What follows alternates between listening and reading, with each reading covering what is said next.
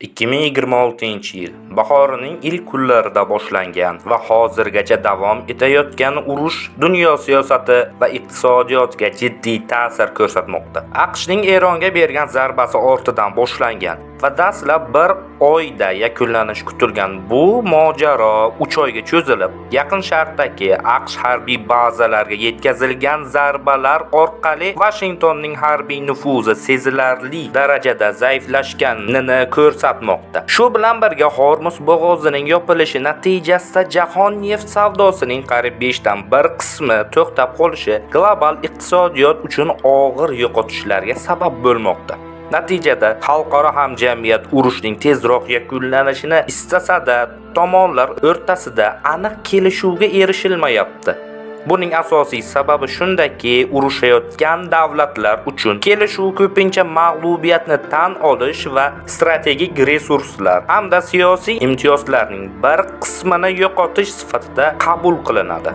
Shuning uchun ham tarixda ko'plab urushlar tomonlardan birini butunlay zaiflashib, urushni davom ettirish imkoniyatini yo'qotmaguncha yoki ichki siyosiy o'zgarishlar yuz bermaguncha davom etgan. Bunga tarixiy misol sifatida Rim va Fors imperiyalari o'rtasidagi uzoq davom etgan qarama-qarshilikni keltirish mumkin.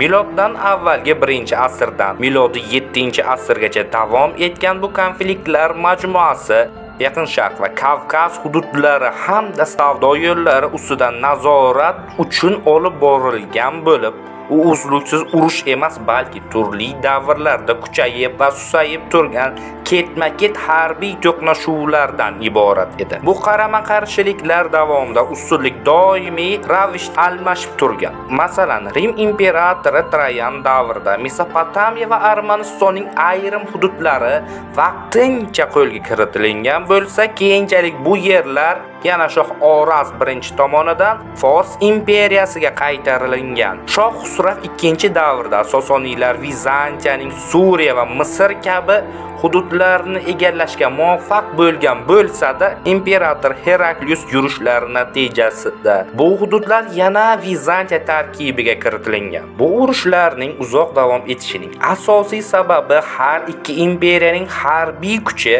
bir-birining zaif tomonlarini to'liq yo'qqa chiqara olmaganidadir. Rim va Vizantiya armiyasi mustahkam piyoda qo'shinlari, muhandislik salohiyati va qal'a urushlaridagi ustunligi bilan ajralib turgan bo'lsa, forslar tezkor harakatchan otliq qo'shinlari orqali ochiq jang maydonlarida ustunlikka ega edilar.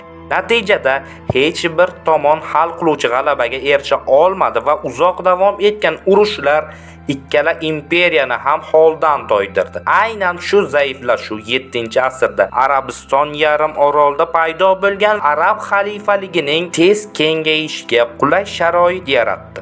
Natijada Sosoniylar imperiyasi butunlay qulab, Vizantiya esa Suriya, Misr va Shimoliy Afrika kabi hududlarni yo'qotdi. Bilaman, mavzu hozirgi davrda davom etayotgan urushdan butunlay boshqa yo'nalishga o'tib ketgandek tuyulishi mumkin. Biroq diqqat bilan qaralsa, qadimgi Rim-Fors urushlari bilan hozirgi AQSh-Eron o'rtasidagi qarama-qarshiliklar orasida bir qator tarixiy va geosiyosiy o'xshashliklarni ko'rish mumkin. Ilk o'xshashliklardan biri har ikki holatda ham mojaroni G'arbdagi yirik super davlat tomonidan Eronga hujum qilinishi bilan boshlanishi hisoblanadi. Qadimgi Rim Respublikasi va keyinchalik Rim imperiyasi bilan bugungi Amerika Qo'shma Shtatlari o'rtasida boshqaruv shakli va global ta'sir mexanizmlarida ma'lum strukturaviy o'xshashliklar mavjud. Masalan, Rim Respublikasida hokimiyat xalq vakilligi tamoyiliga asoslangan bo'lib, ijtimoiy qatlamlar, patritsiylar va plebeylar o'rtasidagi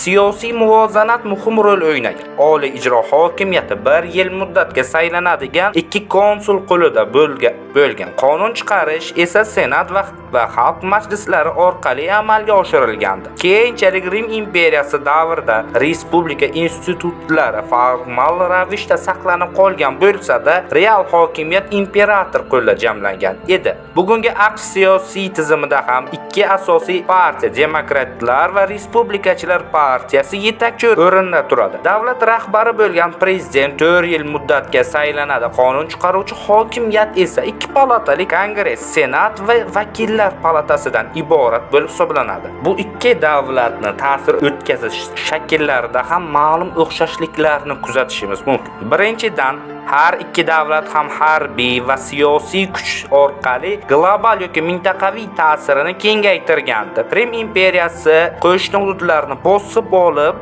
viloyatlarga aylantirgan bo'lsa, Amerika Qo'shma Shtatlari ko'plab harbiy bazalar va ittifoqlar orqali dunyoning turli nuqtalarida strategik ta'sirini saqlab turibdi. Ikkinchidan, institutlar va tizimlar orqali ta'sir o'tkazish mexanizmining mavjudligi. Rimda huquq tizimi va imperiya qonunlari siyosiy barqarorlikni ta'minlagan bo'lsa, AQSh xalqaro tashkilotlar, moliyaviy institutlar va iqtisodiy tizimlar orqali global tartibga ta'sir ko'rsatmoqda. Uchinchidan, iqtisodiy va infratuzilma orqali integratsiya qilish usuli o'xshashligidir. Rim yo'llar va shaharlar tarmog'i orqali imperiyasini bog'lagan bo'lsa, AQSh hozirda global savdo, moliya tizimi va texnologik infratuzilmalar orqali dunyoni o'zaro bog'lab turibdi. To'rtinchidan, madaniy ta'sir ham muhim o'xshashliklardan biridir. Rim lotin tili va Rim madaniyatini yoygan bo'lsa,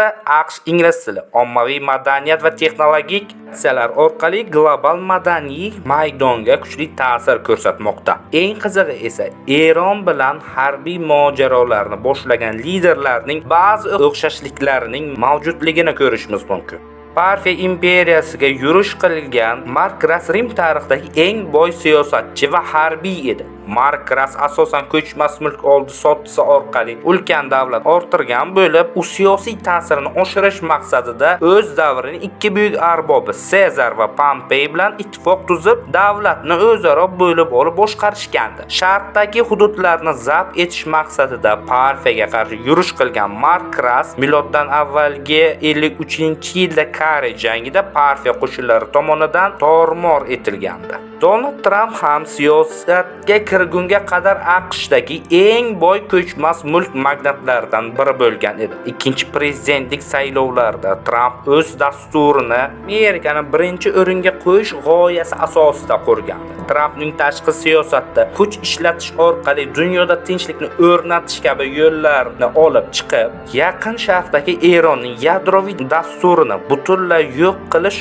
orqali Washington nazoratidagi yangi kelishuvga Eronni majburlash hisobiga Eron urushini boshladi. Lekin Eron AQSh zarbasidan qulamay, o'zidagi raketa tizimlari orqali AQShning Yaqin Sharqdagi harbiy bazalari bilan uning ittifoqchisi bo'lgan Isroil davlatga qattiq javob qaytargandi. Bu urushning hozirgi holati esa quyidagicha ketyapti. Muzokaralar sababli urush harakati kamaytirildi. AQSh Eron kelishuvi uchun qo'yilgan talablari Eron hukumati tomonidan qabul qilina olmaydigan darajada og'ir topilganligi sababli urush davom etish ehtimoli yuksak bo'lib qolmoqda. Bilasizmi, bu kabi yuz bergan voqealarni bir oy oldin chiqargan Eron urushi videomda taxmin qilgandim. Kimga qiziq bo'lsa, kirib ko'rishi mumkin. Demak, bu ikki urush o'rtasidagi ilk o'xshashlik hujumni g'arbdagi super kuchli davlat tomonidan boshlanib, Eron tomonidan kuchli zarba kelgach to'xtab qolishi edi. Rim forsni tezda sindira olmaganidek,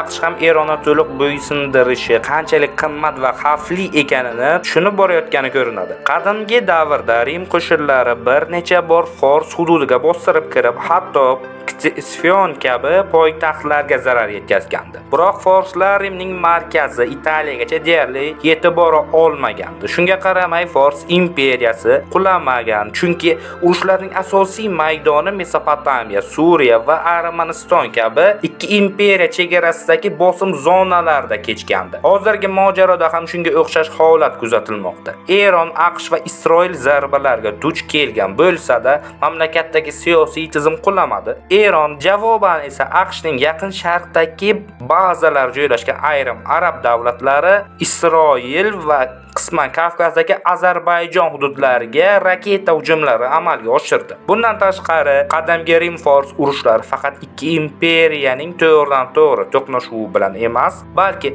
ittifoqchi va vositachi kuchlar orqali ham olib borilgandi. Buyuk Armaniston qirolligi asosiy tampon hudud vazifasini bajargan bo'lsa, Vizantiya tomonida G'assoniy amirligi, forslar tomoni esa Laxmiylar vositachi kuch sifatida harakat qilgan. Kavkaz hamda Mesopotamiyadagi ayrim shahar davlatlari esa ikki qudratli imperiya o'rtasidagi chegara qalqoni bo'lib xizmat qilgan. Bugungi vaziyatda esa AQShning asosiy tayanchlari Isroil hamda Fors ko'rfazi va Yaqin Sharqdagi ayrim arab davlatlari hisoblanadi. Eron esa rasmiy ittifoqchilaridan ko'ra o'zi qo'llagan Husiylar, Hizbulloh va Iroq Suriya hududidagi Shia qurolli guruhlari kabi vositachi kuchlar orqali AQSh va Isroilga bosim o'tkazmoqda. Eng katta parallellardan biri shundaki, har ikki davrdagi urushlarda ham davlatlarning iqtisodiy va geosiyosiy manfaatlari ma'naviy hamda mafkuraviy g'oyalar bilan oqlangandi. Rim o'zini ilohiy tartib va dunyo hukmronligi vakili sifatida ko'rsatgan bo'lsa, Parfiya va Sosoniylar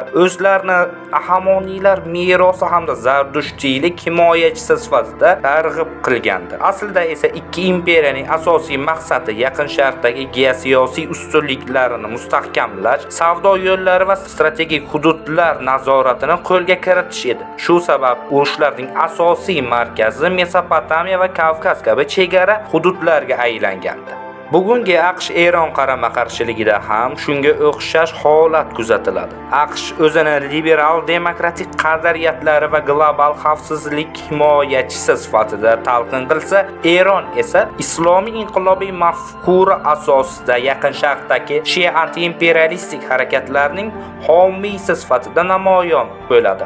AQSh va Isroilning asosiy maqsadi Eronni siyosiy va harbiy ta'sirini cheklab, Yaqin Sharqdagi geosiyosiy ustunliklarini ta'minlagan holda mintaqadagi energetika, savdosi va tranzit yo'llar ustidan nazorat barqarorligini saqlab qolishdir. Eronning maqsadi esa o'z navbatida islom inqilobi asosidagi siyosiy tizimi va mintaqaviy ta'sir doirasini himoya qilishni, sanksiya va iqtisodiy bosim sharoitida davlatining barqarorligini saqlab qolishni asosiy maqsad deb biladi. Shu kabi ko'plab parallellarga asoslanib, mojaroning ehtimoliy natijasini ham taxmin qilish mumkin. Eng asosiy jihat shundaki, bu urush qisqa muddatda to'liq yakunlanadigan mojarga o'xshamaydi. Chunki har ikki tomon ham bir-birini to'liq mag'lub etish imkoniyatiga ega emas. Qadimgi Rim Fors urushlarida Fors imperiyasi o'z hududiga yaqin janglarda tezkor otliq qo'shinlari va mahalliy geografik ustunligi orqali Rim legionerlariga og'ir zarba bera olgan edi, ammo uzoq davom etgan strategik kurashlarda Rim va keyinchalik Vizantiya ko'pincha ustun chiqardi. Sababi Rimning iqtisodiyoti, aholisi, logistika tizimi va ittifoqchilari ancha kuchli edi. Rim yirik mag'lubiyatlardan keyin ham yangi legionlar tuzib urushni davom ettira olgandi. Forslar esa katta g'alabalarga qaramay Rimni butunlay sindira olmagan edi.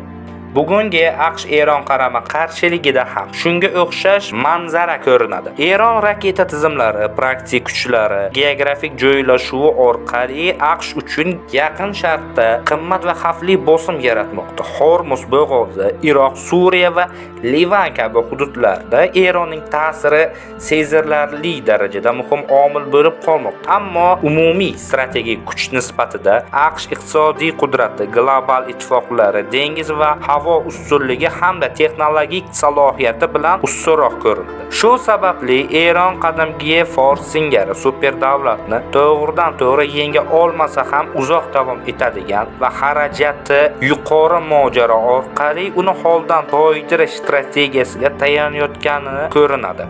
Agar tomonlar o'rtasida barqaror kelishuv yuzaga kelmasa, mojaro aniq uzoq yillar davom etish ehtimoli yuqori. Chunki AQSh uchun Yaqin Sharq faqat harbiy emas, balki iqtisodiy va geosiyosiy jihatdan ham juda muhim hudud hisoblanadi. Qadimgi davrda sharqiy viloyatlar Rim iqtisodiyoti uchun qanday ahamiyatga ega bo'lgan bo'lsa, bugungi neft savdosi va global energetika tizimi ham AQShning xalqaro ta'siri va dollar tizimi bilan chambarchas bog'liqdir. Neft savdosini, dollar bilan aloqasini o'rganmoqchi bo'lsangiz, kanalimdagi dollar tarixi haqidagi videomda o'rganishingiz mumkin. Eng qiziq va xavfli parallellik esa shundaki, uzoq davom etuvchi qarama-qarshilik ikkala tomonni ham asta-sekin holdan toydiradi. Tarixda Rim Fors o'rtasidagi asrlar davom etgan urushlar ikkisini ham zaiflashtirib yuborgani va natijada yangi kuch arab xalifalik juda tez kuchayib, ikkala imperiyani ham siqib chiqargandi. Zamonaviy dunyoda ham uzoq davom etadigan AQSh-Eron qarama-qarshiligi boshqa yirik davlatlar yoki yangi geosiyosiy kuch markazlarining kuchayishiga imkon yaratishi mumkin. Shu jihatdan tarixdagi eng katta saboq shuki, ikki gigantning uzoq kurashi ko'pincha 3-kuch foydasiga ishlaydi. Agar video ma'qul bo'lgan bo'lsa, iltimos kanalimga obuna bo'lib, like bossangiz mamnun bo'lardim. Barchangizga e'tiboringiz uchun rahmat.